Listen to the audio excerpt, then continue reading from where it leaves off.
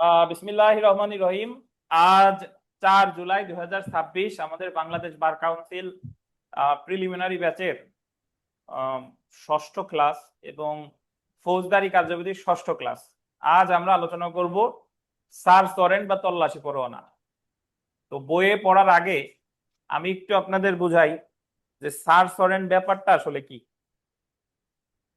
আমরা গতকাল পড়েছি সমন দুই প্রকার, ব্যক্তির প্রতি সমন 68 থেকে 74, আর বস্তুর প্রতি সমন 94 এবং 95, মনে আছে?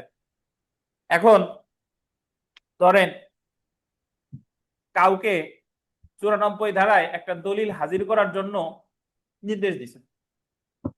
এখন সে আদালতের সমন অনুসারে দলিলটা হাজির করে নাই। তো সেই ক্ষেত্রে আদালত ওই দলিলটাকে উদ্ধার করার জন্য সার্চ ওয়ারেন্ট ইস্যু করতে পারে। সার্চ ওয়ারেন্ট ইস্যু করা মানে হলো যে আপনাকে প্রথমে সমন দিয়েছিল, আপনি নিজের ইচ্ছায় আনেন নাই। সার্চ ওয়ারেন্ট মানে তল্লাশি করো না, তাহলে আদালতের নির্দেশ অনুসারে ওই সার্চ ওয়ারেন্ট অনুসারে সংশ্লিষ্ট পুলিশ কর্মকর্তা গিয়ে ওই দলিল কোন জায়গায় আছে খুঁজে নিয়ে আসবে। এটাই হলো কি সার্চ ওয়ারেন্ট। এখন এই সার্চ ওয়ারেন্টের মাধ্যমে কখনো কোনো দলিল বা বস্তু উদ্ধার করা হয়, কখনো অবৈধ কোনো জিনিসপত্র উদ্ধার করা হয়, কখনো আপনার বেআইনি ভাবে যারা আটক রাখা হয়েছে তাকে উদ্ধার করা হয়। ধরেন আমাদের আনিস সাহেব, উনি বিয়ে করছে, বিয়ে করার পরে দেখা গেল যে ওনার ওয়াইফের সাথে ঝগড়া হয়েছে। ঝগড়া হওয়ার পরে ওয়াইফ মনোমালিন্য করে শ্বশুর বাড়ি চলে গেছে। এখন শ্বশুর বাড়ির লোকজন ওনার ওয়াইফকে কান পড়া বা আজে বাজে কথা বলে আনিসের কাছে আসতে দিচ্ছে না, অর্থাৎ ওনার ওয়াইফরে বেআইনি ভাবে আটক রাখছে। তখন ওয়াইফকে উদ্ধার করার জন্য আনিস সার্চ ওয়ারেন্টের মামলা করতে পারে। তাহলে সার্চ ওয়ারেন্ট শুধু বস্তু উদ্ধার করা যায় বিষয়টা তা না, সার্চ ওয়ারেন্টের মাধ্যমে বেআইনি ভাবে যদি কোনো ব্যক্তিকে আটক রাখে তাকেও কি উদ্ধার করা যায়। এখন আমরা চলে আসি এই সার্চ ওয়ারেন্ট আসলে আমাদের ফৌজদারি কার্যবিধির কোথায় আছে। দেখেন ফৌজদারি কার্যবিধি দেখেন 96 থেকে 100, কত থেকে কত? 96 থেকে 100। সার্চ ওয়ারেন্টের নাম হচ্ছে তল্লাশি পরোয়ানা। দেখেন ফৌজদারি কার্যবিধির 96, 98, 99 ক এবং 100 ধারায় তল্লাশি পরোয়ানা জারি করা যায়। কত থেকে কত? 96, 98, 99 ক আর কত? 100। প্রথমে দেখেন দলিল হাজির করার জন্য তল্লাশি পরোয়ানা জারি, ধারা কত? 96। অর্থাৎ কারো কাছে কোনো দলিল আছে, সেই দলিল হাজির করার জন্য সার্চ ওয়ারেন্ট ইস্যু করতে পারে কত ধারায়? 93 ধারায়। চোরাই মাল, জাল দলিল, অশ্লীল বস্তু রাখা বা বিক্রয় করার জন্য গোল দিবেন, ব্যবহৃত বাড়ি তল্লাশির জন্য তল্লাশি পরোয়ানা জারি কত? 98। একটু শুনেন, যদি বৈধ কোনো জিনিসপত্র উদ্ধারের দরকার হয় তাহলে সার্চ ওয়ারেন্ট ইস্যু করবে 96 ধারায়। আর যদি চোরাই মাল, জাল দলিল, অবৈধ কোনো জিনিস উদ্ধারের দরকার হয় তাহলে সার্চ ওয়ারেন্ট করবে 98 ধারায়। একটু বুঝেন, ধরেন ওই আদালত বেল্লালের কাছে একটা আইন পাঠ বই আছে, আদালত বেল্লালের সমন দিছিল যে বেল্লাল তুমি আইন পাঠ বইটা নিয়ে আসো। সমন পাওয়ার পরেও বেল্লাল আনে নেন, তাহলে ওই আইন পাঠ বই কি অবৈধ জিনিস? না, তাহলে এটা উদ্ধারের জন্য সার্চ ওয়ারেন্ট ইস্যু করবে 96 ধারায়। আর যদি জানে যে বেল্লালের কাছে অবৈধ কোনো জিনিস আছে, জাল দলিল আছে, বা বেল্লাল কাউরে জোরপূর্বক ভয় দেখাইয়া চেক নিয়ে গেছে, তার সিগনেচার বা স্টাম্প নিয়ে গেছে, তাহলে সেই জিনিসগুলো উদ্ধারের জন্য সার্চ ওয়ারেন্ট ইস্যু করবে কত ধারা? 98। এছাড়া দেখেন সরকার কর্তৃক বাজেয়াপ্ত ফরফিটেড ঘোষিত কোনো মুদ্রিত সংবাদপত্র, পুস্তক বা কোনো দলিল তল্লাশির জন্য তল্লাশি পরোয়ানা জারি, ধারা কত? 99। একটু বুঝতে হবে, সরকার আমরা একটু পরেই পড়বো যে যদি কোনো পত্রিকায়, যদি কোনো চ্যানেলে, যদি কোনো বইতে যদি আপনার মানহানিকর অশ্লীল কোনো সংবাদ বা তথ্য প্রকাশিত হয় তাহলে সরকার ওই পত্রিকা, ওই পুস্তক বাজেয়াপ্ত করতে পারে। বাজেয়াপ্ত করতে তারপরেও জানা গেল যে নীলক্ষেতের অমুক দোকানে এই পুস্তক বিক্রি হচ্ছে, যে বই, ধরেন তসলিমা নাসরিনের নাম শুনছেন, ওনার বই ধরেন সরকার বাজেয়াপ্ত করছে। এখন জানা গেল যে ওনার বই নীলক্ষেত ইসলামিয়া মার্কেটের আনিস বুক শপে বিক্রি হচ্ছে, তাহলে ওই বুক শপের থেকে ওই বই উদ্ধারের জন্য তল্লাশি পরোয়ানা ইস্যু করতে পারে কত ধারায়? 99 ক। 99 ক। তারপরে দেখেন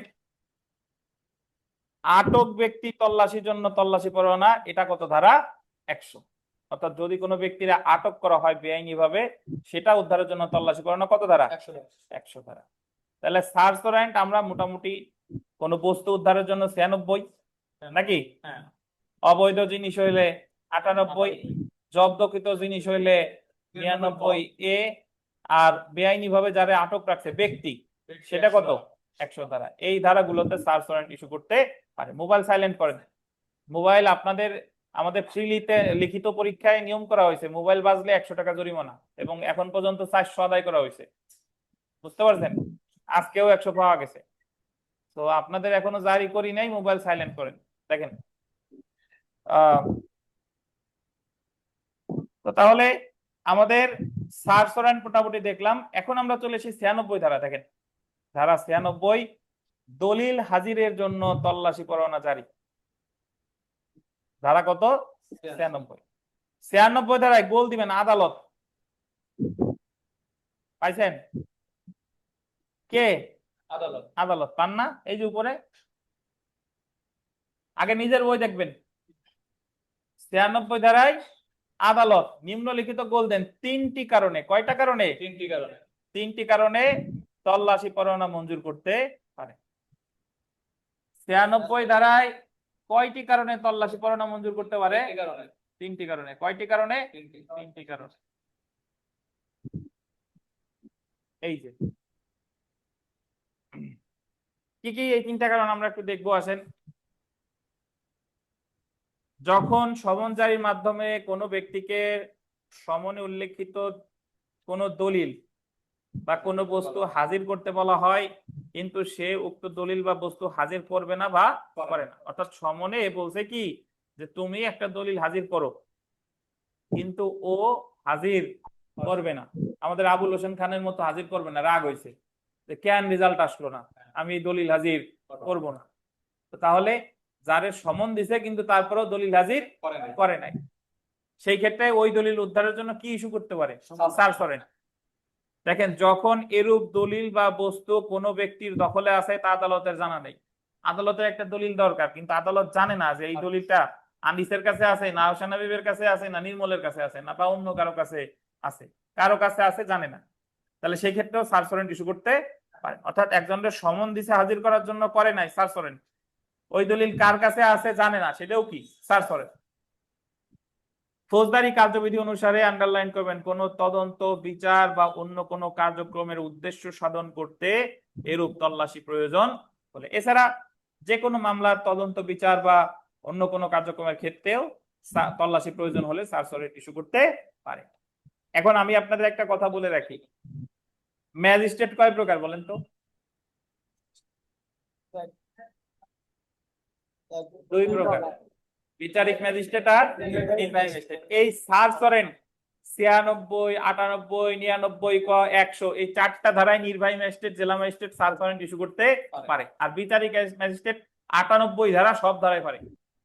তাহলে বিচারিক ম্যাজিস্ট্রেট পারে 96, 99 ক 100, আর নির্বাহী ম্যাজিস্ট্রেট 96 পারে, 98 পারে, 99 ক পারে, 100 পারে। তাহলে 98 ধারায় শুধু পারে কে? নির্বাহী ম্যাজিস্ট্রেট বা জেলা ম্যাজিস্ট্রেট। 98 ধারায় বিচারিক ম্যাজিস্ট্রেটের এখতিয়ার নাই। 98 ধারা ব্যতীত আর সকল জায়গায় 2 জন ম্যাজিস্ট্রেটই পারে, বিচারিকও পারে, নির্বাহীও পারে। শুধু 98 ধারায় কে পারে?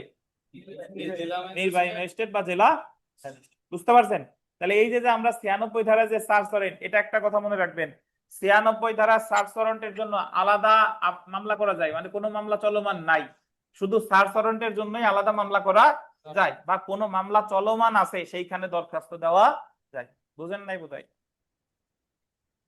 কোনো মামলা নাই, একটা দলিল অমুকের কাছে আছে, এই মর্মে শুধু 96 ধারায় আপনি সার্চ ওয়ারেন্টের পিটিশন মামলা করতে পারবেন, অথবা অলরেডি একটা মামলা চলমান আছে সেই মামলার মধ্যেও দরখাস্ত দিতে পারবেন।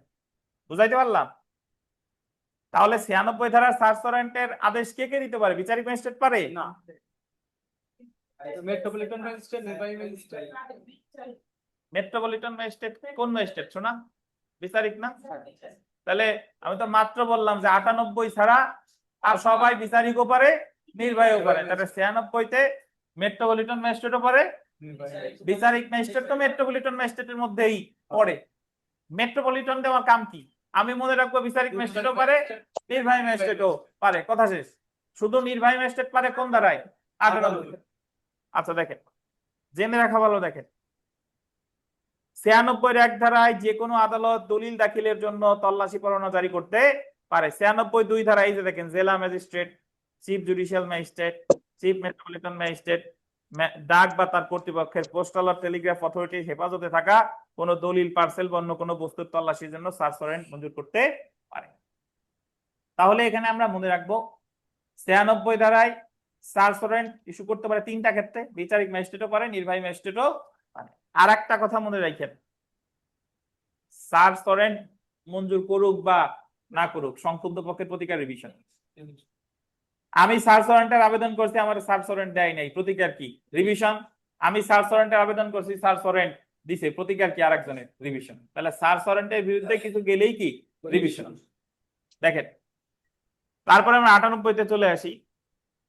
চোরাই মাল, জাল দলিল ইত্যাদি তল্লাশির জন্য তল্লাশি পরোয়ানা ইস্যু, ধারা কত?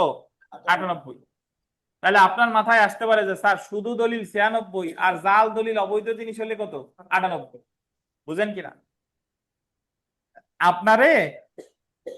আপনার কাছ থেকে আপনার স্ট্যাম্প বা আপনার সিগনেচার করা চেক ভয় দেখাই নিয়ে গেছে, তখন ওই জিনিসগুলো উদ্ধারের জন্য আপনাকে সার্চ ওয়ারেন্ট ইস্যুর জন্য মামলা করতে হবে 98 ধারায়।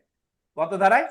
98 ধারায়। এই যে দেখেন, চোরাই মাল, জাল দলিল, অশ্লীল বস্তু রাখা বা বিক্রয় করার জন্য বল দিবেন ব্যবহৃত বাড়ি, ব্যবহৃত কি? বাড়ি, জাল সিল, জাল স্ট্যাম্প, মুদ্রা রাখা, বিক্রয় প্রস্তুতির জন্য ব্যবহৃত গোল দেবেন স্থান ইত্যাদি তল্লাশির জন্য তল্লাশি পরোয়ানা জারি করতে পারে। আন্ডারলাইন করবেন, জেলা ম্যাজিস্ট্রেট বা সরকার কর্তৃক বিশেষভাবে ক্ষমতাপ্রাপ্ত কে? নির্বাহী ম্যাজিস্ট্রেট। পাইছেন? জেলা ম্যাজিস্ট্রেট বা সরকার কর্তৃক বিশেষভাবে ক্ষমতাপ্রাপ্ত কে? নির্বাহী ম্যাজিস্ট্রেট। এই ক্ষেত্রে জেলা ম্যাজিস্ট্রেট বা সরকার কর্তৃক বিশেষভাবে ক্ষমতাপ্রাপ্ত নির্বাহী ম্যাজিস্ট্রেট কনস্টেবল পদমর্যাদার নিম্নে নয়, মানে তার যে যে পুলিশটা এই সার্চ ওয়ারেন্টটা কার্যকর করবে তার পদবি হইতে হবে কনস্টেবল পদমর্যাদার উপরে। এই জায়গায় নিম্নে নয় না লিখে লেখেন যে কনস্টেবল পদমর্যাদার উপরে, এটা লেখেন কনস্টেবল পদমর্যাদার, হ্যাঁ হ্যাঁ হ্যাঁ, কনস্টেবল পদমর্যাদার উপরে। উপরে মানে কয়তলা উপরে? একতলা। একতলা। এটা তলা দিয়ে মাপা যাবে না নাকি? কনস্টেবল পদমর্যাদা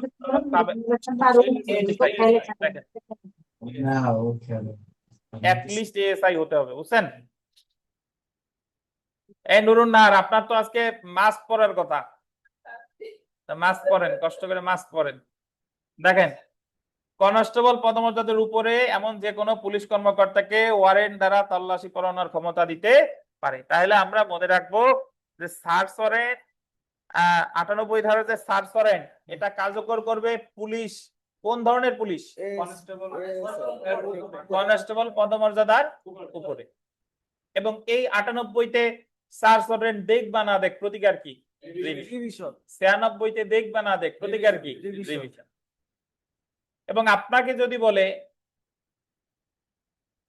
কোন স্থান তল্লাশি করার জন্য সার্চ ওয়ারেন্ট ইস্যু করে কত ধারায়? স্থান হোক বা ঘর হোক, সার্চ ওয়ারেন্ট ইস্যু করবে কততে? 98। বুঝেছেন? তারপর দেখেন, আটক ব্যক্তি তল্লাশির জন্য তল্লাশি পরোয়ানা, আটক ব্যক্তির তল্লাশির জন্য তল্লাশি পরোয়ানা, ধারা কত? 100। 100 ধারায় বেআইনি ভাবে আটক ব্যক্তির তল্লাশির জন্য তল্লাশি পরোয়ানার আদেশ দিতে পারে। আন্ডারলাইন করবেন, মেট্রোপলিটন ম্যাজিস্ট্রেট, প্রথম শ্রেণীর ম্যাজিস্ট্রেট বা নির্বাহী ম্যাজিস্ট্রেট। এই জায়গায় 98 ধারা লিখছেন না? 98 যে উপরে পড়লাম, এই জায়গায় 98 এর উপরে একটু স্টার দিয়ে লেখেন যে দ্বিতীয় শ্রেণীর ম্যাজিস্ট্রেট আদেশ দিতে পারে না। দ্বিতীয় শ্রেণীর 98 উপরে লাগবে, 98-তে লিখবেন, দ্বিতীয় শ্রেণীর ম্যাজিস্ট্রেট পারে না। অর্থাৎ যদি আপনাকে বলে যে দ্বিতীয় শ্রেণীর ম্যাজিস্ট্রেট কি 98 ধারার সার্চ ওয়ারেন্ট ইস্যু করতে পারে? পারে না। বুঝছেন? এবার আমরা চলে আসি, দেখেন আটক ব্যক্তির তল্লাশি আটক ব্যক্তি তল্লাশির জন্য তল্লাশি পরোয়ানা, এতক্ষণ বস্তু টস্তু পাইছি, বৈধ হইলে 96, অবৈধ হইলে 98। এখন হলো ব্যক্তি। 100 ধারায় বেআইনিভাবে আটক ব্যক্তি তল্লাশির জন্য তল্লাশি পরোয়ানার আদেশ দিতে পারে মেট্রোপলিটন ম্যাজিস্ট্রেট, প্রথম শ্রেণী ম্যাজিস্ট্রেট বা নির্বাহী ম্যাজিস্ট্রেট। প্রতিকার এই জায়গা আপনি বলছে যে 96 বা 100 ধারায় তল্লাশি পরোয়ানা বাতিলের জন্য ফৌজদারি কার্যবিধি 435, 439 ক ধারায় দায়ের জজের নিকট রিভিশন করা যায়। নট অনলি 96 বা 100, যতগুলা ধারা আছে 96 বলেন, 98 বলেন, 99 ক বলেন, 100 বলেন, সকল সার্চ ওয়ারেন্টের বিরুদ্ধে প্রতিকার কি? রিভিশন। সার্চ ওয়ারেন্ট দেখ অথবা না দেখ।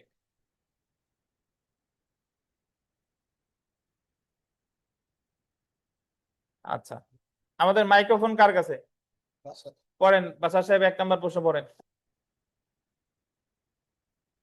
ফৌজদারি কার্যবিধির কত ধারা অনুযায়ী আদালত the code of criminal procedure না 1898 এর কোন ধারায় বেআইনিভাবে আটক ব্যক্তিকে উদ্ধারে সার্চ ওয়ারেন্ট সম্পর্কে বলা হয়েছে? কোন ধারায়? 100 ধারায়। বেআইনিভাবে আটক ব্যক্তি বলছে, ব্যক্তি বললে কত? 100। 100। যদি কেউ কথা বলেন না, আপনি বলেন ভাই, যদি এই জায়গায় বলতো যে অবৈধ বস্তু উদ্ধারের জন্য, তাহলে উত্তর কত হতো বলেন? 98। 98। আর বৈধ বস্তু 96। 96। ধন্যবাদ।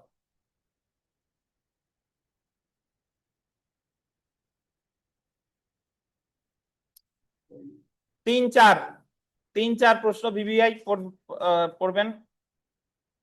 7 নম্বর প্রশ্নটা পড়েন আবুল বাশার সাহেব। চোরাই মাল, জাল দলিল ও মুদ্রা বা অশ্লীল বস্তু বিক্রয় ও প্রস্তুতির জন্য ব্যবহৃত স্থান তল্লাশির জন্য জেলা ম্যাজিস্ট্রেট তল্লাশি করার ক্ষমতা দিতে পারে কাকে? কাকে? কনস্টেবল পদমর্যাদার উপরস্থ পুলিশ অফিসারকে। কাকে? কনস্টেবল পদমর্যাদার কোনো উপরস্থ পুলিশ পুলিশ অফিসার। অফিসার, মানে নিম্নতম এএসআই হতে হবে, অ্যাসিস্ট্যান্ট সাব ইন্সপেক্টর। এসআই। ঠিক আছে। জি। সার্চ ওয়ারেন্ট নিয়ে কোনো প্রশ্ন কারো আছে? বলেন, প্রশ্ন থাকলে করতে পারেন।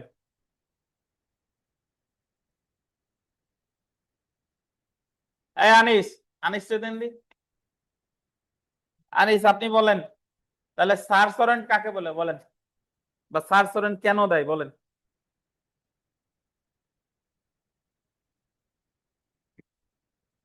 স্যার সার্চ ওয়ারেন্ট হচ্ছে স্যার কোনো আটক ব্যক্তিকে স্যার তল্লাশি করার জন্য স্যার সার্চ ওয়ারেন্ট দেওয়া হয় স্যার। আটক ব্যক্তি মানে কিরকম আটক? পুলিশ যদি আপনারে গ্রেফতার করে নিয়ে যায়, আপনারে উদ্ধারের জন্য সার্চ ওয়ারেন্ট ইস্যু করা যাবে? যাবে স্যার। যাবে? যাবে বলছে। বেল্লাল দেন। বেল্লাল, আনিস রে পুলিশ গ্রেফতার করে নিয়ে গেছে, এখন উনারে উদ্ধারের জন্য কি সার্চ ওয়ারেন্ট ইস্যু করা যাবে কিনা? না স্যার, যদি অবৈধভাবে আটক করে নিয়ে যায় পুলিশ যদি আইন মাফিক নেয় তাহলে তাহলে তো সার্চ ওয়ারেন্ট ইস্যু করা লাগবে না যাবে না। যদি বেআইনি ভাবে নেয় তাহলে তাহলে যাবে নাকি? জি স্যার। আচ্ছা, আর এছাড়া সার্চ ওয়ারেন্ট ইস্যু করে আর কি কি উদ্ধার করা যায় বেল্লাল? স্যার কোন দলিল, কোন বৈধ বৈধ কোনো দলিল হাজির করার উদ্দেশ্যে, হুম তারপরে অবৈধ কোনো দলিল, হুম মুদ্রা জালিয়াতির হুম হুম কোনো মালপত্র। ঠিক আছে, ধন্যবাদ। এই রীতা চক্রবর্তী খাগড়াছড়ি থেকে, আপনার কি প্রশ্ন আছে বলেন। স্যার নমস্কার।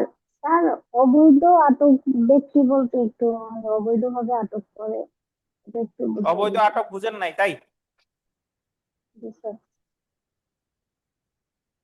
হ্যালো, কোনো ব্যক্তিকে, জি স্যার, কোনো ব্যক্তিকে অবৈধ, অবৈধভাবে আটক। হ্যাঁ, অবৈধ আটকটা কি তাই তো বলতেছেন?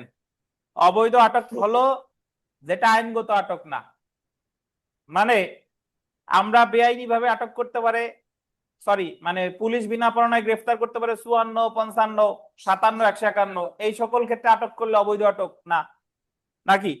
সাধারণ ব্যক্তি গ্রেফতার করতে পারে 59 ধারায়, জামিনযোগ্য আমলযোগ্য অপরাধ করেছে বা ঘোষিত অপরাধী তারা গ্রেফতার করা যায় 59, এভাবে করলে অবৈধ আটক না। বা ম্যাজিস্ট্রেট গ্রেফতার করতে পারে 64 আর 65 ধারায়, এটা করলে অবৈধ আটক না। কিন্তু আমরা যদি এই আনিসকে ধরে আমাদের বাসায় আটকায় রাখছি, এটাই কি অবৈধ আটক।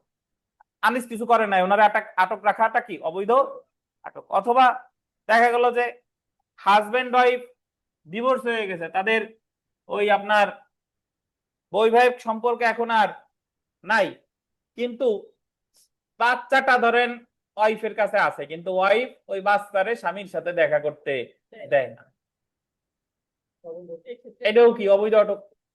বুঝতে পারছেন, এটাও অবৈধ আটক। তাহলে এই ক্ষেত্রে স্বামীর প্রতিকার কি? সার্চ ওয়ারেন্টের আবেদন করা কত ধারায়? 100 ধারায়। বুঝেছেন রিতা? জি স্যার, জি স্যার, বুঝেছি স্যার, ধন্যবাদ স্যার। জি ধন্যবাদ। আচ্ছা, তো এখন আমরা চলে আসি হুলিয়া আর ক্রোক, প্রোক্লেমেশন এন্ড অ্যাটাচমেন্ট। হুলিয়া এন্ড ক্রোক।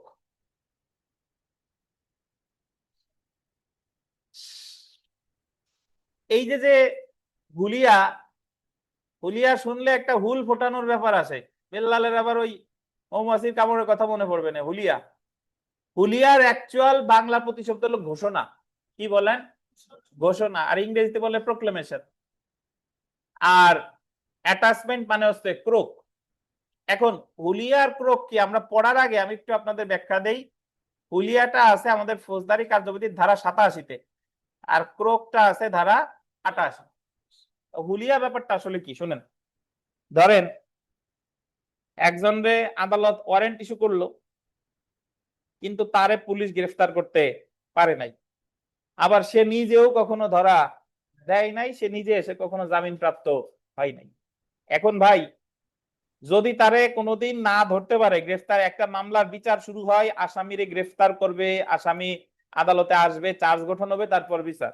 কিন্তু যখন কোনো আসামিরে গ্রেফতার করতেই পারে নাই, বা সে নিজেও কোনোদিন আদালত প্রাঙ্গণে আসে জামিন নেয় নাই, তাহলে তো তার বিচার শুরু করা যাবে না। এখন তাহলে সে অপরাধও করছে, আবার তারে গ্রেফতার করাও যাচ্ছে না, তার মানে কি তার বিচার আজীবন থমকে থাকবে? না। তাহলে একটা নির্দিষ্ট সময় অপেক্ষা করার পরে যদি দেখে যে আসামিরে গ্রেফতার করা যাচ্ছে না, আসামি পলাতক আছে, তখন তার সর্বশেষ একটা সুযোগ দিবে, 87 ধারায় হুলিয়া জারি করবে। হুলিয়া হলো একটা নোটিশ গিয়ে ওই আসামি যে জায়গায় বাস করে, ব্যবসা করে, সেই জায়গা ঘোষণা দিয়ে আসবে যে অমুক আসামি, তার বিরুদ্ধে এই মামলা চলছে, সে কোনোদিন তারে গ্রেফতার করা যায় নাই, নিজেও হাজির করা হয় নাই, ঘোষণা দেওয়া হলো ন্যূনতম 30 দিন বা আদালত নির্ধারিত সময়ের মধ্যে অমুক দিন আত্মসমর্পণ করবে। এই যে ঘোষণাটা দিল কোথায়? আসামির বাড়িতে বা যে জায়গায় ব্যবসা করে সেখানে, এই ঘোষণা দেওয়ার একটা কপি আবার ওই জায়গায় লাগাই আসবে। তাহলে মুখ দিয়ে ঘোষণা দিবে, আর একটা কপি কি লাগাই দিয়ে আসবে, এবং সেম আর একটা কপি আইসা আদালতে এসে লাগাবে। এটা হলো হুলিয়া। তাহলে হুলিয়ার মাধ্যমে যে আসামিকে গ্রেফতার করা যায় নাই, তাকে সুযোগ দেওয়া হচ্ছে যে আপনি এত দিনের মধ্যে হাজির হবেন। এটাই হলো কি হুলিয়া। ধরেন হুলিয়ায় যে নির্দিষ্ট সময়টা দিছে, ওই সময়ের মধ্যেও সে আসে নাই, তখন ওই আসামির সম্পত্তি ক্রোক করতে পারবে। ক্রোক মানে হলো আদালতের হেফাজতে নেওয়া, সম্পত্তি নিবে কার হেফাজতে? আদালতের হেফাজতে। তাইলে এই যে ক্রোকটা, এটা করে কত ধারায়? 88 ধারায়। তাহলে হুলিয়ার সাথে সাথে ক্রোক করা যায়, বা হুলিয়ার সময় শেষেও ক্রোক করা যায়। তাহলে হুলিয়া কত ধারায়? 87, আর ক্রোক 88। এবং হুলিয়া জারি করা যায় কখন? সমন ব্যর্থ হলে নাকি পরোয়ানা অনুসারে গ্রেফতার করতে ব্যর্থ হলে? পরোয়ানা অনুসারে গ্রেফতার করতে ব্যর্থ হলে তখনই চলে আসে কি হুলিয়া। আমরা একটু হুলিয়া পড়ি আসেন।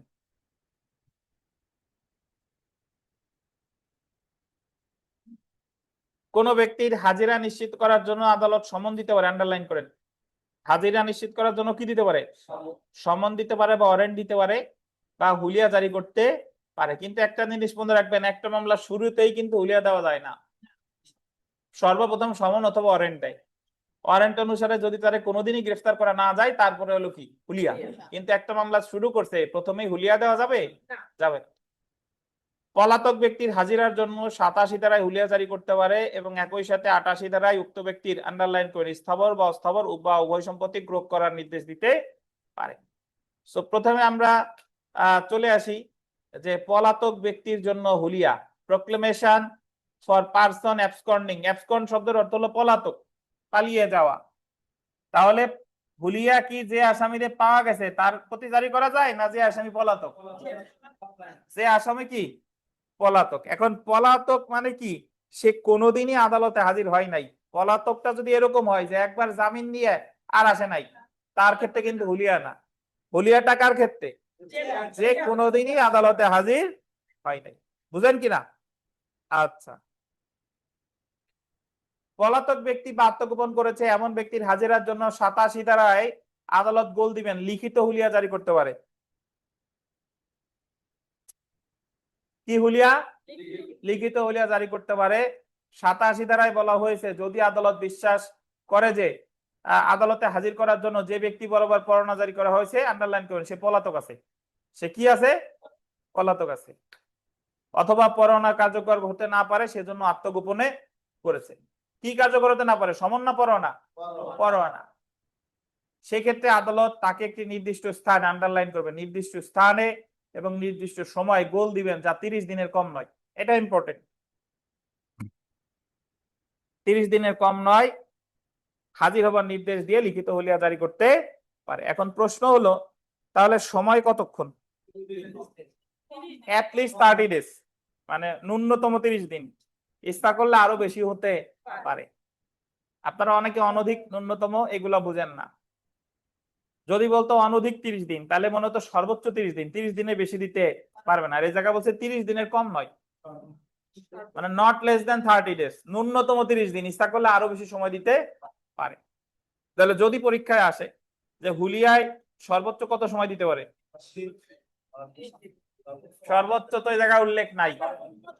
ন্যূনতম কত দিতে পারে? 30 দিন। সর্বোচ্চ আদালত নির্ধারিত সময়। আপনারা এই 30 দেখে 30 দাগাবেন, বাট সর্বোচ্চের উত্তর কিন্তু 30 দিন না। যদি বলে হুলিয়ার ক্ষেত্রে ন্যূনতম কত সময় দিতে পারে, 30 দিন। বুঝেছেন? এখন এখানে একটা কথা লেখেন, যেটা আমাদের এখানে নাই। লেখেন 3টি উপায়ে হুলিয়া জারি করা যায়। এক জায়গায় লেখেন 3টি উপায়ে হুলিয়া জারি করা যায়।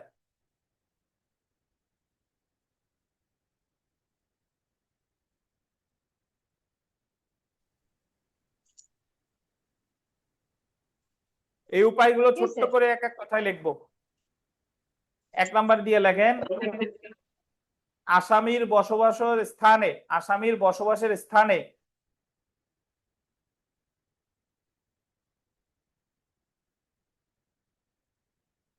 আসামির বসবাসের স্থানে ঘোষণা করে।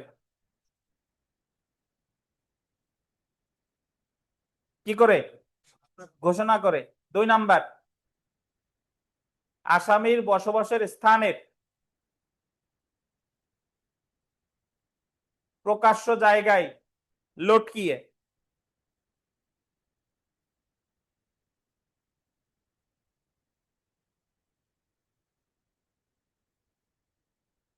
লটকিয়ে। 3 নাম্বার,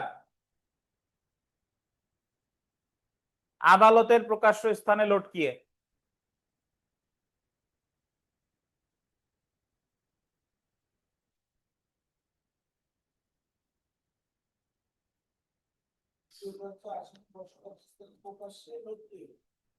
আসামি যে জায়গায় বাস করে, সে যে জায়গায় বসবাস করে, সেই জায়গার প্রকাশ্য স্থানে লটকায়, মানে লাগাই দিবে, টাঙাই দিবে। মুখ দিয়ে যেটা বলছে সেটা নোটিশ আকারে কি লাগাই দিবে, এবং সেটা আবার ওরকম আর একটা লটকাই দিবে কোথায় এসে? আদালতে এসে। তাইলে 87 ধারায় হুলিয়া জারি করা যায় কয়টি উপায়ে? 3টি উপায়। যদি বলে হুলিয়া কি মৌখিক না লিখিত? লিখিত। হুলিয়ায় সর্বনিম্ন সময় কয় দিন? 30 দিন। সর্বোচ্চ কয় দিন? হুলিয়া দেওয়া যায় কি সমন ব্যর্থ হইলে না পরোয়ানা ব্যর্থ হইলে? পরোয়ানা ব্যর্থ হইলে। ধন্যবাদ।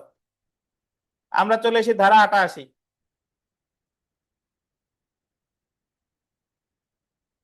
পলাতক ব্যক্তির সম্পত্তি ক্রোক করা। পলাতক ব্যক্তির সম্পত্তি ক্রোক করা। এই দুটো, এই ফ্যান দুটো বন্ধ করে দেন দি।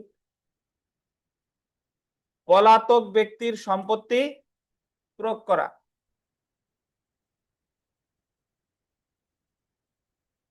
অর্থাৎ যারে হুলিয়া জারি করলো আসে নাই, এখন ওরে তো ছেড়ে দেওয়া যাবে না, ওর সম্পত্তি কি করবে? ক্রোক করবে। ক্রোকের ইংরেজি অ্যাটাচমেন্ট। ক্রোক কেন করে? ক্রোক মানে হলো তার সহায় সম্পত্তি আদালতের হেফাজতে নিয়ে নিবে, এটারই বলে কি? ক্রোক। 87 ধারায় হুলিয়া জারি করেছে এমন আদালত যে কোনো সময় উক্ত পলাতক ব্যক্তির গোল দিবেন স্থাবর বা অস্থাবর বা স্থাবর সম্পত্তি বা উভয় ক্রোকের আদেশ দিতে পারে। তাহলে এখানে একটা বিষয় খেয়াল করবেন, ক্রোক করতে পারে যে আদালত হুলিয়া জারি করছে সেই আদালত। যে আদালত কি হুলিয়া জারি করছে সে আদালত ক্রোক করবে, যে আদালত হুলিয়া জারি করে নাই সে কিন্তু ক্রোক করতে পারবে না। বুঝেন কিনা? এবং কোন ধরনের সম্পত্তি ক্রোক করতে পারে? স্থাবর অথবা অস্থাবর। সুতরাং যে ক্ষেত্রে অভিযুক্তকে গ্রেফতারের জন্য আন্ডারলাইন করবেন ওয়ারেন্ট জারি করা হয়েছে এবং অভিযুক্ত পলাতক আন্ডারলাইন করেন পলাতক বা আত্মগোপনে রয়েছে, শুধুমাত্র সেই ক্ষেত্রে আদালত উক্ত ব্যক্তি হাজিরার জন্য আন্ডারলাইন করবেন 87 ধারায় আন্ডারলাইন করবেন লিখিত হুলিয়া জারি করবে। এবং আদালত মনে করলে উক্ত লিখিত হুলিয়া গোল দেন জারির সময়, এই কথাটা গোল দেন, উক্ত লিখিত হুলিয়া কি জারির সময় উক্ত পলাতক ব্যক্তির সম্পত্তি ক্রোকের আদেশ দিতে পারে। এখানে একটা বিষয় খেয়াল করবেন, যে আদালত হুলিয়া জারি করছে সে আদালত সম্পত্তি কি করবে? ক্রোক করবে। হুলিয়া যখন জারি করছে তখনই ইচ্ছা করলে ক্রোক করতে পারে, অথবা হুলিয়ায় যে সময় উল্লেখিত আছে সেই সময় পেরিয়ে যাওয়ার পরে কি করতে পারে? ক্রোক করতে পারে। তাহলে ক্রোকের যে বিধানটা এটা কিন্তু অ্যাকচুয়ালি হুলিয়ার সাথে সাথে ক্রোক করতে পারে, অথবা কি সময় পেরিয়ে যাওয়ার পরে, হুলিয়ার সময় পেরিয়ে যাওয়ার পরে ক্রোক করতে পারে। বুঝতে পারছেন? আচ্ছা, এখন এখানে কিন্তু বলে নাই যে ক্রোক করে কতদিন রাখবে, তাই কি বলছে? হুলিয়ার সময় বলছে কিন্তু ক্রোকের সময় কিন্তু বলে নাই। আমরা জেনে রাখা ভালো, দেখে আসেন।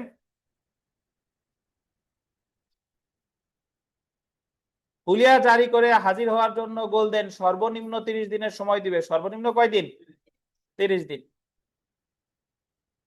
পলাতক ব্যক্তির স্থাবর অস্থাবর উভয় সম্পত্তি ক্রোকের আদেশ দিতে পারে।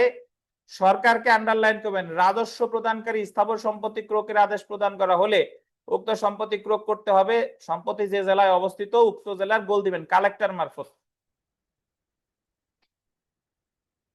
রাজস্ব প্রদানকারী মানে যে জমির জন্য খাজনা দেয়, সরকারের রাজস্ব দেয়, সেই ভূমি ক্রোক করতে পারবে কার মারফত? কালেক্টর। জেলা কালেক্টর হলো, শুনেন, ব্যক্তি একজন, ওনার নাম ফৌজদারি কার্যবিধি অনুসারে ডিস্ট্রিক্ট ম্যাজিস্ট্রেট, জেলা ম্যাজিস্ট্রেট। উনি যখন জেলা প্রশাসনের কাজ করেন ওনার নাম ডেপুটি কমিশনার, জেলা প্রশাসক। বুঝছেন? আর উনি যখন রাজস্ব সংক্রান্ত বা জমি জমা সংক্রান্ত কাজ করেন ওনার নাম ডিস্ট্রিক্ট কালেক্টর। ডিস্ট্রিক্ট কালেক্টর ব্যক্তি একজন, বাট পদবি কয়টা? 3টা। তাহলে পরীক্ষা যদি প্রশ্ন আসে যে রাজস্ব প্রদানকারী ভূমির ক্ষেত্রে ওই সম্পত্তি ক্রোক করবে কার মারফত? জেলা কালেক্টর মারফত। আমরা একটু নামাজের বিরতিতে যাই, নামাজ পড়ে আসি, তারপরে আমরা বিস্তারিত আলোচনা করব। খুবই গুরুত্বপূর্ণ টপিক আলোচনা করব। নামাজটা আসরের নামাজ পড়ে আসি। আচ্ছা দেখেন, আমরা পড়া শুরু করি যে পলাতক ব্যক্তির হাজির হওয়ার জন্য হুলিয়া জারির ক্ষমতা আছে আদালত বা সকল গোল দেন বিচারিক ম্যাজিস্ট্রেটের। তাহলে কোন নির্বাহী ম্যাজিস্ট্রেট কিন্তু হুলিয়া জারি করতে পারে না। হুলিয়া জারি করবে কে? বিচারিক ম্যাজিস্ট্রেট।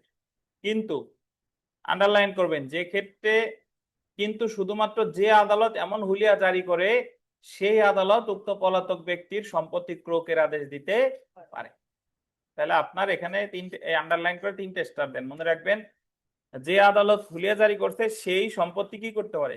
ক্রোক করতে পারে। যে হুলিয়া জারি করছে সেই ক্রোক করতে পারে, অন্য কেউ কিন্তু পারবে না। যেটা সবচেয়ে বেশি গুরুত্বপূর্ণ সেটা হলো এই যে দেখেন, সম্পত্তি ক্রোকের আদেশের তারিখ হতে আন্ডারলাইন করবেন 6 মাসের মধ্যে যে ব্যক্তির বিরুদ্ধে হুলিয়া জারি করা হয়েছে সে ব্যতীত আন্ডারলাইন করবেন অন্য কোনো ব্যক্তি ক্রোকি আদালতে আপত্তি দাখিল করতে পারে যে উক্ত সম্পত্তিতে তার স্বার্থ আছে এবং সেটা ক্রোকযোগ্য না। একটু শুনেন, বুঝতে হবে। ধরেন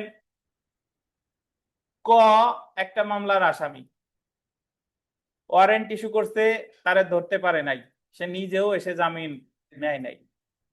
তাহলে কর প্রতি হুলিয়া জারি করবে কত ধারায়? 87 ধারায়। লিখিত না মৌখিক? লিখিত। কতদিনের সময় দিবে? সর্বনিম্ন 30 দিন। ধরেন 30 দিনের সময় দিছে, সে আসে নাই, তার সম্পত্তি ক্রোক করছে, স্থাবর অস্থাবর সম্পত্তি কি করছে? ক্রোক করছে। এখন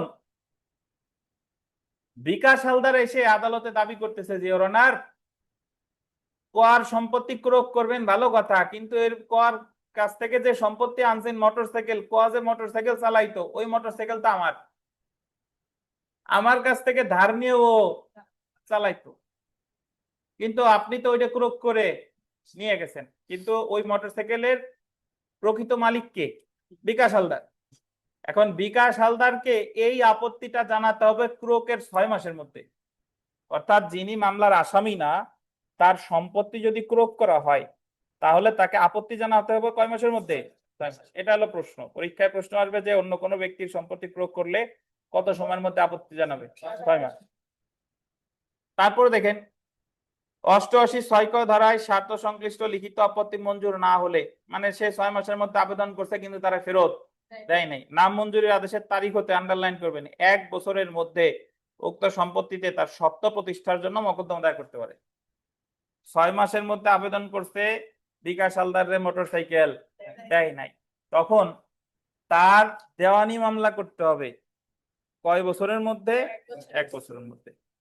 তো তার দেওয়ানি মামলা করতে হবে 1 বছরের মধ্যে। এই হলো আপনার ক্রোক। তাহলে তৃতীয় ব্যক্তির সম্পত্তি যদি ক্রোক করে তার প্রতিকার কি? 6 মাসের ভিতর রিভিশন কোন জায়গায় পড়াইছি? তা আপনাদের দুইজনের মুখে রিভিশন আসলো কি? আমি শুনি আগে। মাত্রই তো বললাম তৃতীয় ব্যক্তির সম্পত্তি ক্রোক করলে আপত্তি জানাইতে হবে কয় মাসের মধ্যে? 6 মাসের মধ্যে। 6 মাসের মধ্যেও যদি না দেয় তাহলে দেওয়ানি মামলা করতে হবে, সত্য ঘোষণা মামলা করতে হবে কয় বছরের মধ্যে? 1 বছর। তাহলে রিভিশন বললেন কেন? বুঝছেন? আচ্ছা, এখন আমরা চলে আসি পরের টপিকে। দেখেন, যদি পলাতক ব্যক্তি হুলিয়ায় উল্লেখিত সময়ের মধ্যে হাজির না হয়, আন্ডারলাইন করেন, হুলিয়ায় যে সময় উল্লেখ করে দিছে সেই সময়ের মধ্যে সে কি হাজির হয় নাই, তাহলে ক্রোকি সম্পত্তি সরকারের উপর বর্তাবে, কিন্তু ক্রোকের তারিখ হতে বলতেন 6 মাসের মধ্যে উক্ত সম্পত্তি বিক্রি করা যাবে না। যদি হুলিয়ায় যে সময় দিছে এই সময়ের মধ্যে যদি হাজির না হয় তাহলে ওই সম্পত্তি কার উপর বর্তাবে? সরকারের উপর, কিন্তু সরকার বিক্রি করতে পারবে কতদিন পর? 6 মাস পরে বিক্রি করতে পারবে। তাহলে আমাদের এখানে মনে রাখতে হবে যে প্রকৃত সম্পত্তি সরকারের উপর বর্তাবে কত ধারায়, মানে কোন সময়? হুলিয়ায় যদি হাজির না হয়, হুলিয়ায় হাজির না হলে সরকারের উপর বর্তাবে, কিন্তু সরকার বিক্রি করতে পারবে কবে? 6 মাস পরে। বুঝছেন? তাহলে দুইটা 6 মাস পেলাম, আর একটা 6 মাস কি বলেন? তৃতীয় ব্যক্তি এসে আবেদন করবে, ওইটা একটা 6 মাস, আর 6 মাস পরে সরকার বিক্রি করতে পারবে, এটা একটা 6 মাস। বুঝছেন? আচ্ছা, এতক্ষণ মোটামুটি আমরা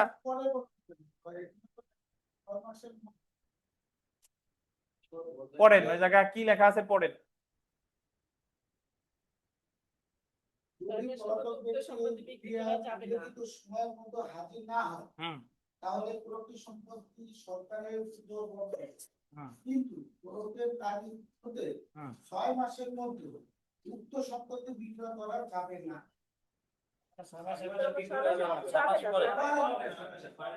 এবার ঢুকছে মাথায়, তো মাথা গরম হয়ে যাচ্ছে আপনার, এই ঠান্ডা বাতাসে বসেন। 6 মাসের মধ্যে বিক্রি করা যাবে না, তার মানে বিক্রি করা যাবে কবে? 6 মাস পর। বুঝছেন? আচ্ছা, এবার যিনি আসামি তার প্রতিকার আসলে কি? দেখা গেল যে তার বিরুদ্ধে মামলা হয়েছে সে জানে না, বা ওয়ারেন্ট ইস্যু হয়েছে সে জানে না, অথবা জানলেও সে অসুস্থ ছিল, ওই মুহূর্তে তার পক্ষে হাজির হওয়া সম্ভব ছিল না, অথবা সে গুরুত্বপূর্ণ কাজে বিদেশে ছিল। এখন দেশে এসে দেখলো যে তার সয় সম্পত্তি সব ক্রোক হয়ে গেছে। কি হয়ে গেছে? ক্রোক হয়ে গেছে। তাহলে এখন তার প্রতিকার কি? কে ভাই আপিল কেন? তার প্রতিকার কি? আপনি আন্দাজে, আপনি ওভার ডিভিশন আমি কিছু পড়াইছি, পড়াই, এরা কত জানে দেখছেন? লর্ড ম্যাকুলের ভাই ব্রাদার, চাচা ভাতিজা দুইজন।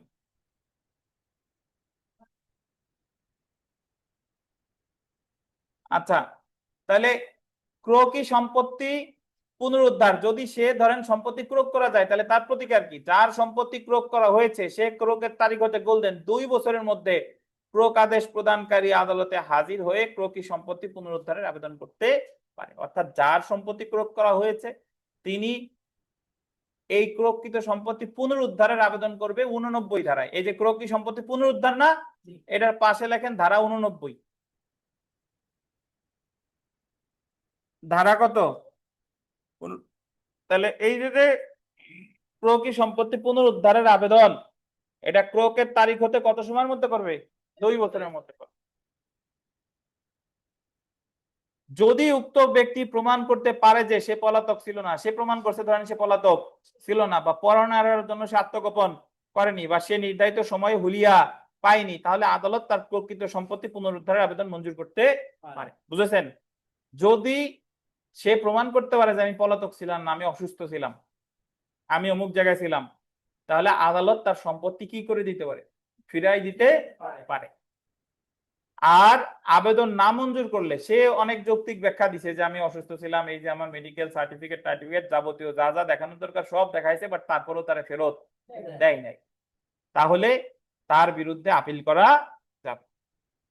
বুঝতে পারছেন? তাহলে ক্রোককৃত সম্পত্তি পুনরুদ্ধারের আবেদন করবে কত ধারায়? 89 ধারায়। কয় বছরের মধ্যে? 2 বছরের মধ্যে। যদি ওই সম্পত্তি দিয়ে দেয়, মানে যদি না দেয় তাহলে প্রতিকার কি? আপিল। না দিলে প্রতিকার আপিল। সো আপনি এখানে একটা কথা লিখে রাখেন যে এই যে আপিলটা করা যাবে না, এই আপিলের নিচে লেখেন 405 ধারা, যদিও পরে লেখা আছে। এই যে আপিলটা করা যাবে, এই আপিলটা কত ধারায়? 405 ধারা। কত ধারা? 405 ধারা। এখানে কয়েকটা কথা একটু লেখেন। 88 ধারা সমান সমান রিভিশন, মানে 88 ধারা সমান লেখেন রিভিশন। 88 ধারা সমান সমান কি? রিভিশন। মানে আপনি সরাসরি যদি ক্রোক করে ওই ব্যক্তি এসে 89 ধারায় পুনরুদ্ধারের আবেদন না করে সরাসরি 88 ধারার বিরুদ্ধে রিভিশন করা যায়, অথবা 89 ধারার আবেদন করলে কয় বছরের মধ্যে? 2 বছর। নিচের লাইন লেখেন 89 ধারার আবেদন না মঞ্জুর। 89 ধারার আবেদন না মঞ্জুর। 89 ধারার আবেদন না মঞ্জুর সমান আপিল।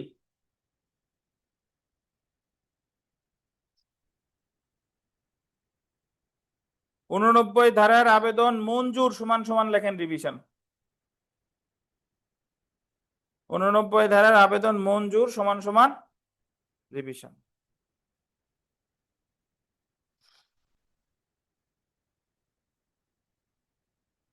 এই রিভিশনটা কিভাবে করবে স্যার? হ্যাঁ, বোঝাচ্ছি আমি, লেখেন আগে। তাহলে এখানে আমি 3টা জিনিস লেখাইছি। 88 ধারা সমান সমান রিভিশন, 89 ধারার আবেদন না মঞ্জুর সমান সমান আপিল, আর 89 ধারার আবেদন মঞ্জুর সমান সমান রিভিশন।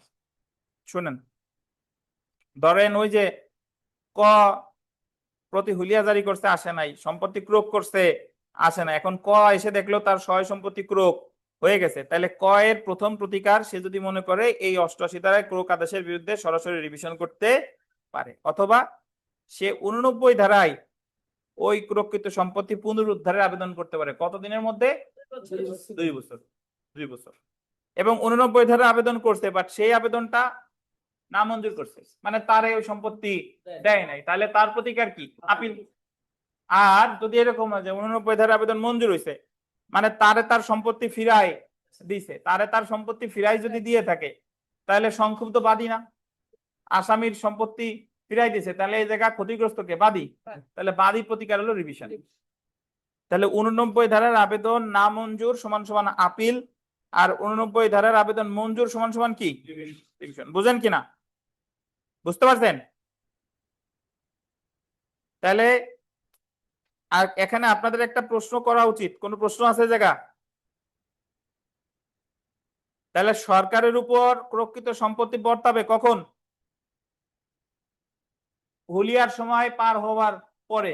কিন্তু সরকার বিক্রি করতে পারবে না কখন?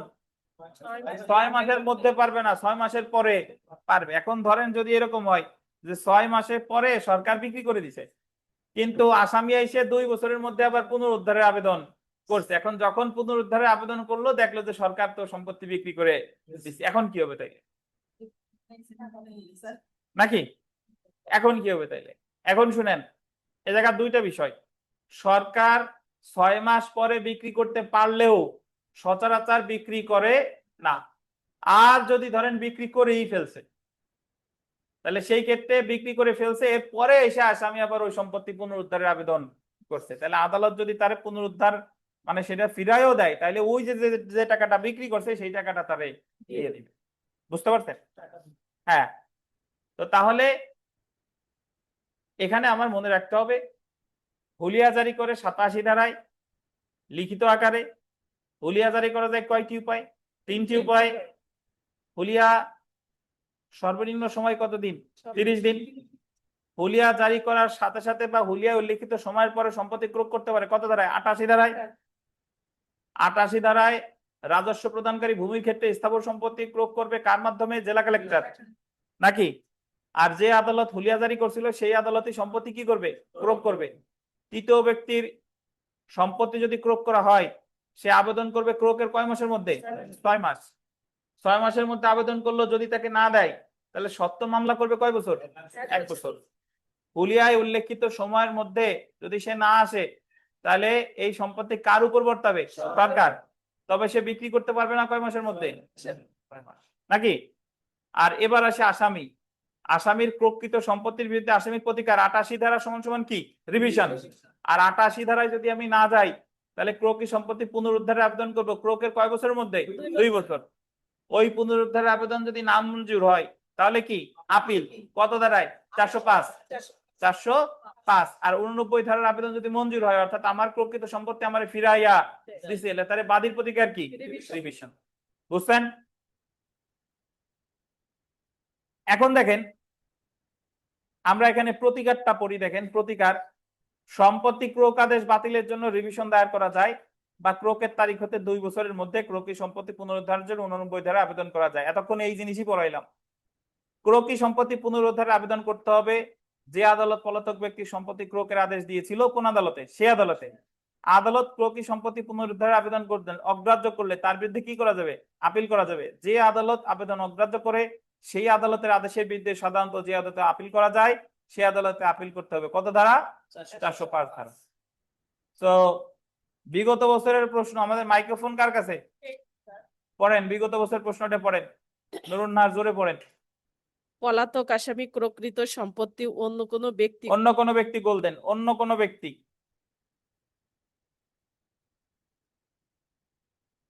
ক্রোকের কতদিনের মধ্যে তার নিঃস্বার্থ দাবি করতে পারে? কতদিন? 6 মাস। 6 মাস। 6 মাস। 1 বছর কেন? 6 মাস। 6 মাসের মধ্যে না দিলে তারপরে হলো 1 বছর।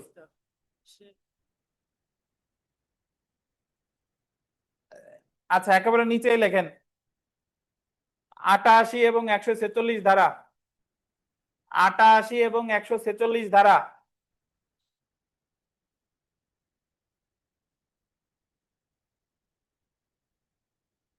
আটাশি এবং 146 ধারা সমান সম্পত্তি ক্রোক এবং রিসিভার নিয়োগ।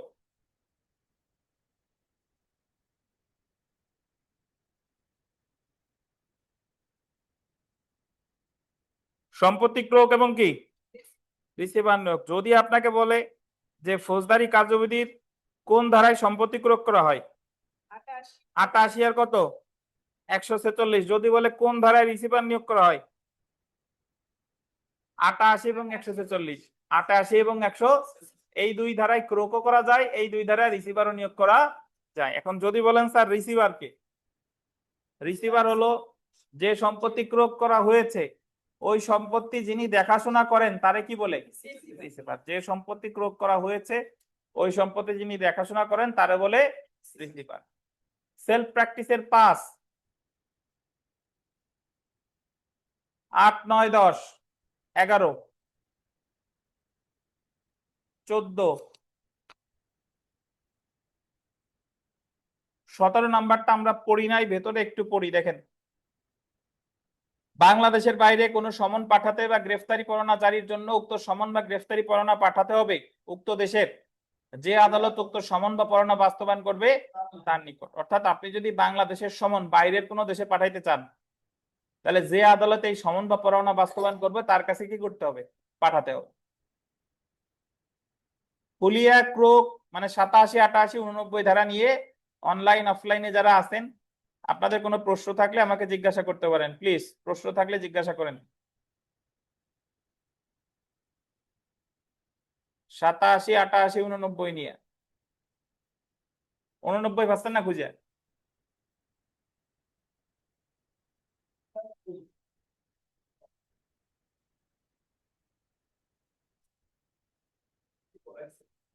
93 ভেতরে নাই, ওই জায়গায় প্রশ্নই আছে, সেটা তো বললামই যে ভেতরে এটা পড়ি নাই, খালি এই প্রশ্নটা পড়বে। এ কোনো প্রশ্ন আছে অনলাইনের? আচ্ছা ধন্যবাদ। হ্যাঁ বলেন, প্রশ্ন থাকলে বলেন। না স্যার, নাই স্যার। ওকে, দেখেন ওনারা মাইক্রোফোনটা দেন, মাইক্রোফোন নিয়ে প্রশ্ন করেন, বলেন। 17 দাগেরটা স্যার। হ্যাঁ বলেন। বাংলাদেশের বাইরে কোনো সমন পাঠাতে বা গ্রেপ্তারি পরোয়ানা জারির জন্য হুম উক্ত সমন বা গ্রেপ্তারি পরোয়ানা পাঠাতে হবে উক্ত দেশের হুম যে আদালত উক্ত সমন বা পরোয়ানা বাস্তবায়ন করবে তার নিকট। হ্যাঁ, স্যার একটু সুন্দর করে বুঝাই দেন, প্রশ্ন বুঝেন নাই তাই? ভালো করে বুঝিনি স্যার। আচ্ছা, আপনার ধরেন এই যে কিছুদিন আগে আমাদের সাবেক ইন্সপেক্টর জেনারেল বেনজির আহমেদ তারে গ্রেফতার করছে না? এখন তারে বাংলাদেশে তো তার বিরুদ্ধে মামলা আছে, দুদকের মামলা বা যে মামলা বলেন, এই মামলায় তার বিরুদ্ধে ওয়ারেন্ট ইস্যু হয়েছে। তো এই ওয়ারেন্ট পাঠাই দিছে কোথায়? ওই ইউএই, ইউনাইটেড আরব আমিরাতের সংশ্লিষ্ট যে এলাকায় বেনজির আহমেদ ছিল ওই জায়গার যে আদালত আছে বা ওই পরোয়ানা যারা বাস্তবায়ন করবে তাদের কাছে পাঠাইছে। এখন তারা পাঠাইলে তারা পরবর্তীতে গ্রেফতার করছে কারে? বেনজির আহমেদকে। বুঝতে পারছেন?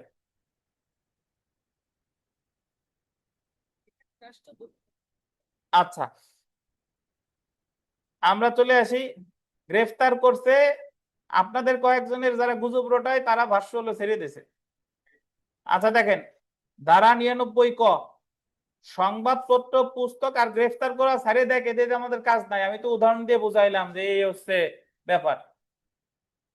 ধারা 99 ক সংবাদপত্র, পুস্তক বা কোনো নথি বাজেয়াপ্ত করা। 99 ক ধারা অনুসারে নিম্নলিখিত ক্ষেত্রে গোল্ডেন সরকার কোন মুদ্রিত সংবাদপত্র, আন্ডারলাইন করবেন, পুস্তক বা কোনো দলিল বাজেয়াপ্ত বা ফরফেইটেড ঘোষণা করতে পারে। দেখেন এই যে বাজেয়াপ্তটা করতেছে, এই বাজেয়াপ্তটা আদালত করতেছে না, এই বাজেয়াপ্তটা করতেছে সরকার তার নির্বাহী আদেশ বলে। নির্বাহী আদেশ বলে মানে সরকার যদি মনে করে, ওই যে চ্যানেল 1 বন্ধ করে দিছিল, দিগন্ত টিভি বন্ধ করে দিছিল, আমার দেশ পত্রিকা বন্ধ করে দিছিল, তসলিমা নাসরিনের বই ফরফেইটেড বাজেয়াপ্ত ঘোষণা করছে, এই ফৌজদারি কার্যবিধি 99 কতে, 99 কতে সরকার যদি মনে করে যে অমুক একটা বই লেখছে, ওই বইতে কোনো মানে মানহানি করবো, অশ্লীল কোনো জিনিস আছে, তাহলে উনি এটা বাজেয়াপ্ত করতে পারে, কোনো আদালতের দরকার নাই, উনি সরাসরি বাজেয়াপ্ত করতে পারে সরকার। কত ধারায়? 99 ক।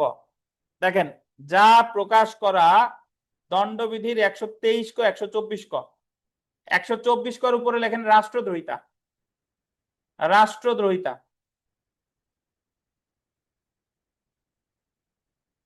153 কর উপরে বা নিচে মানে বোঝার সাথে লিখে রাখেন যে শ্রেণী সমূহের মধ্যে বৈষম্য, শ্রেণী সমূহের মধ্যে বৈষম্য।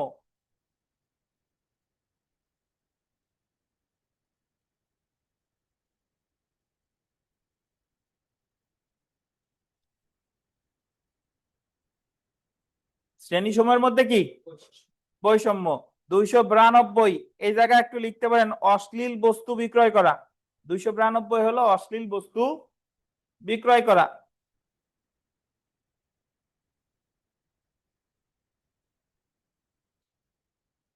অশ্লীল বস্তু কি বিক্রয় করা। আর 505 ক এটার লেখেন ক্ষতিকারক কার্য।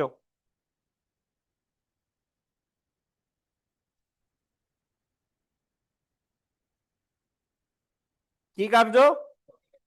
ক্ষতিকারক কার্য। তাহলে মনে রাখবেন যে যদি কেউ রাষ্ট্রদ্রোহিতামূলক বিষয় নিয়ে কোনো সংবাদপত্র প্রকাশ করে, কোনো পুস্তক লেখে, কোনো দলিল, তাহলে আদালত সেই সংবাদপত্র পুস্তক কি করতে পারে?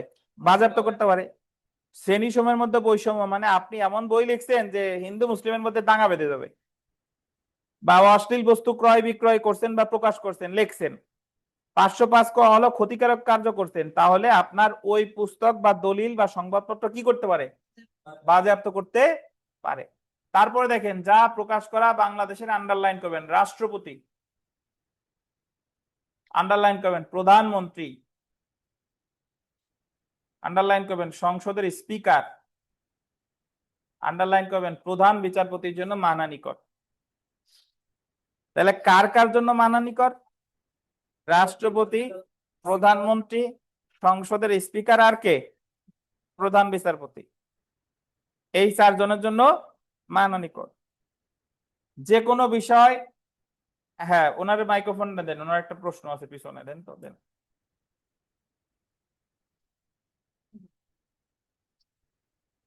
স্যার আমার প্রশ্ন হচ্ছে যে দেশের আপামর জনসাধারণের জন্য কি এই আইনটা প্রয়োগযোগ্য নয়? আপামর জনসাধারণের বিরুদ্ধে যদি কেউ মানহানিকর কিছু বলে, তাই জি জি, যদি মানে আপামর জনসাধারণের বিরুদ্ধে individual- মানহানিকর কিছু বললে, সেক্ষেত্রে তো এই 4 জনের বিরুদ্ধে কিছু বললে উনি বাজেয়াপ্ত করতে পারে। আর আপামর জনসাধারণ তো উপরে, ওই যে এমন কিছু বলছে যে হিন্দু মুসলিমের মধ্যে দাঙ্গা বেঁধে যাওয়ার সম্ভাবনা আছে, ও আচ্ছা আচ্ছা। ঠিক আছে, ওই যে উপরে বললাম, বা অশ্লীল বস্তু, অশ্লীল কোনো জিনিস জনগণকে নিয়ে বলছে, কিন্তু মানহানিকর বক্তব্যের প্রশ্ন যদি উঠে, তাহলে শুধুমাত্র এই 4 জনের ক্ষেত্রে প্রযোজ্য। মানে রহিম করিম যদু মধু বা রহিম করিম যদু মধুর বিরুদ্ধে হবে মানহানিকর বক্তব্য প্রকাশ করলে রহিম করিম যদু মধুকে আদালতে মানহানির মামলা করতে হবে। এই জায়গায় নির্বাহী কোনো আদেশ দিয়ে ওই জিনিসপত্র বাজেয়াপ্ত করা হবে না। আচ্ছা। কারণ আপামর জনগণ আর রাষ্ট্রপতি প্রধানমন্ত্রীর সম্মান তো এক না। একরকম। দেখেন, আচ্ছা, থ্যাংক ইউ। জি, দরকার নাই, যেটা বলি নাই সেটা আপনার দরকার নাই, বলবেন যে যেটা বলি নাই সেটার দরকার নাই। দেখেন, যে কোনো বিষয় যেটা মারাত্মকভাবে অশ্লীল বা কুৎসাজনক, এই যে আপনি বইতে, পুস্তকে, দলিলে এমন কিছু লিখছেন যেটা মারাত্মকভাবে অশ্লীল অথবা কি কুৎসাজনক, বা এমন কোন শব্দ বা দৃশ্যমান বিবৃতি, আন্ডারলাইন করেন শব্দ বা দৃশ্যমান বিবৃতি, শব্দ কত বুঝেন? আজে বাজে শব্দ। দৃশ্যমান বিবৃতি মানে যেটা দেখা যাচ্ছে, যা কোনো ব্যক্তি বা ব্যক্তিদের আমলযোগ্য অপরাধ করতে উত্তেজিত করে। মানে এমন আজে বাজে কথা লিখছে বইতে বা পত্রিকায় যাতে লোকজন ওই আজে বাজে কথা দেখে উত্তেজিত হয়ে কোন আমলযোগ্য অপরাধ সংগঠন করতে পারে।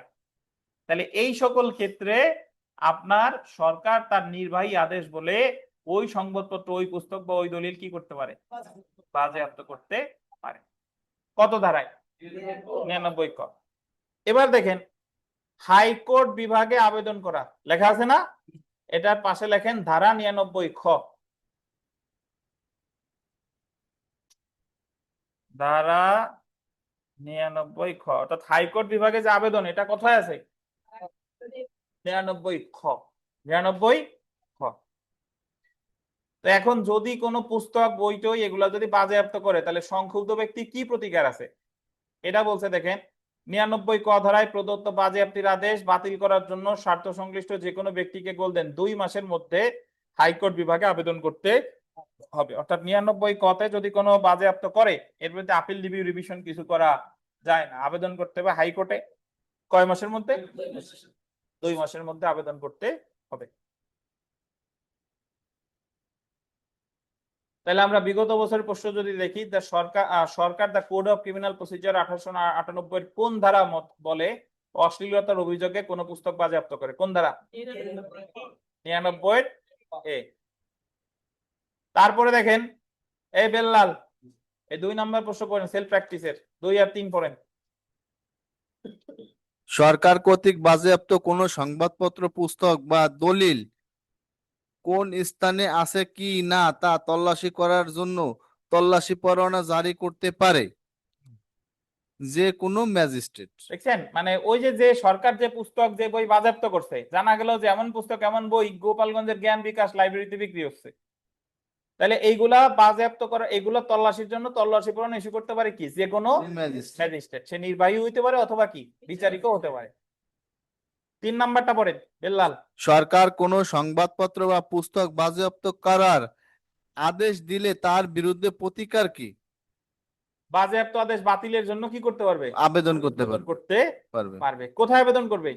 হাইকোর্ট বিভাগ। হাইকোর্টে। কত মাসের মধ্যে? 2 মাসের 2 মধ্যে। মাসের মধ্যে। এই যে 5 নাম্বার প্রশ্নটা পড়ি দেখেন, সরকার কোন সংবাদপত্র বা পুস্তক বাজেয়াপ্ত করার আদেশ দিলে উক্ত বাজেয়াপ্ত আদেশ বাতিলের জন্য কত দিনের মধ্যে হাইকোর্ট বিভাগে আবেদন করতে হবে? 2 মাস। ব্যাখ্যা দেখেন, এমন সংবাদপত্র বা পুস্তকের স্বার্থ আছে এমন যে কেউ উক্ত বাজেয়াপ্ত আদেশ বাতিল করার জন্য আবেদন করতে পারে।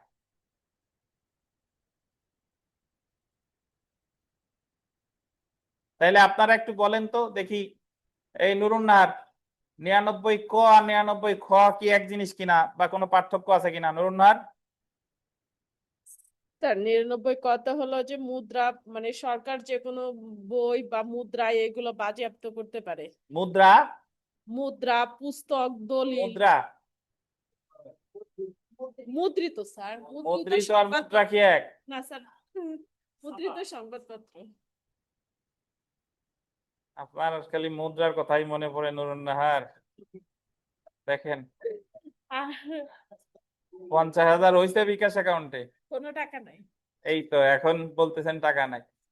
দেখেন, নুরুন নাহারের স্বপ্ন যে বিকাশে যাতে 50,000 হয়, আছে, এখন বলতেছে নাই। দেখেন, তল্লাশি বা জব্দকরণ, সার্চ এন্ড সিজার, মানে এই যে এতক্ষণ দেখেন 103 ধারায় বলা হয়েছে সাক্ষীদের উপস্থিতিতে তল্লাশি করতে হবে। সাক্ষীদের ফৌজদারি কার্যবিধির অধীন তল্লাশি করার ক্ষেত্রে যে স্থানে তল্লাশি করা হচ্ছে উক্ত স্থানের সম্মানিত গোলদেন স্থানীয় সম্মানিত 2 বা ততোধিক বাসিন্দাকে সাক্ষী হিসেবে আহ্বান করবে এবং তাদের উপস্থিতিতে তল্লাশি করবে। ধরেন একটা জায়গা সার্চ ওয়ারেন্ট অনুসারে এক জায়গায় তল্লাশি করতে গেছে, এখন ওই তল্লাশি করতে হবে কার উপস্থিতিতে? সাক্ষী। কোন জায়গার সাক্ষী? ওই স্থানের কে হইতে হবে? গণ্যমান্য। দেখা গেল আমাদের আনিস ওই জায়গায় সাক্ষী হিসেবে উপস্থাপন করছে কিন্তু আনিস গণ্যমান্য না, তাহলে কি হবে? হবে না। তাহলে সাক্ষী হইতে হবে সর্বনিম্ন কয়জন? 2 জন, বেশি হইতে পারে। কোন ধরনের ব্যক্তি? গণ্যমান্য, সম্মানিত।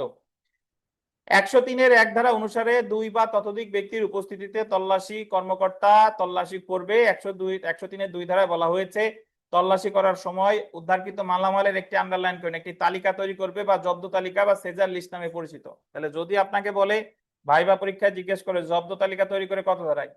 103। 103 ইংরেজিতে কি বলে? সেজার লিস্ট। উক্ত জব্দ তালিকায় উপস্থিত সাক্ষীগণ স্বাক্ষর করবে, মানে ওই যে সাক্ষীরা ছিল তারা ওই জব্দ তালিকায় কি করবে? স্বাক্ষর করবে এবং তারা জব্দ তালিকার সাক্ষী হিসেবে গণ্য হবে। তারপরে লাইনটা আন্ডারলাইন করেন, আদালত সমনের মাধ্যমে তাদেরকে সাক্ষী হিসেবে তলব করলে শুধুমাত্র তখনই তারা সাক্ষী দিতে কি থাকবে? বাধ্য থাকবে। যদি তাদেরকে আদালত তলব করে কিসের মাধ্যমে? সমনের মাধ্যমে, তাদের সমন দিচ্ছে যে তোমরা আসো, তাহলেই তারা সাক্ষ্য দিবে, নাহলে কিন্তু সাক্ষ্য দিবে না। জব্দ তালিকার সাক্ষী আদালতের নির্দেশ অনুসারে কোন প্রকার যুক্তিসঙ্গত কারণ ব্যতীত আদালতে হাজির হতে প্রত্যাখ্যান করলে বা অবহেলা করলে উক্ত ব্যক্তি দণ্ডবিধির 187 ধারায় দণ্ডিত হবে। অর্থাৎ জব্দ তালিকার যিনি সাক্ষী তিনি যদি আদালতে না আসে তাহলে সে স্বয়ং অপরাধ করছে দণ্ডবিধির কত ধারায়? 187। আপনার জন্য যেটা গুরুত্বপূর্ণ, সেজার লিস্ট বা জব্দ তালিকা কত ধারায়? 103 ধারায়। কয়জন ব্যক্তির উপস্থিতিতে? 2 বা ততোধিক। 2 বা ততোধিক কি ব্যক্তি? গণ্যমান্য সম্মানিত ব্যক্তি।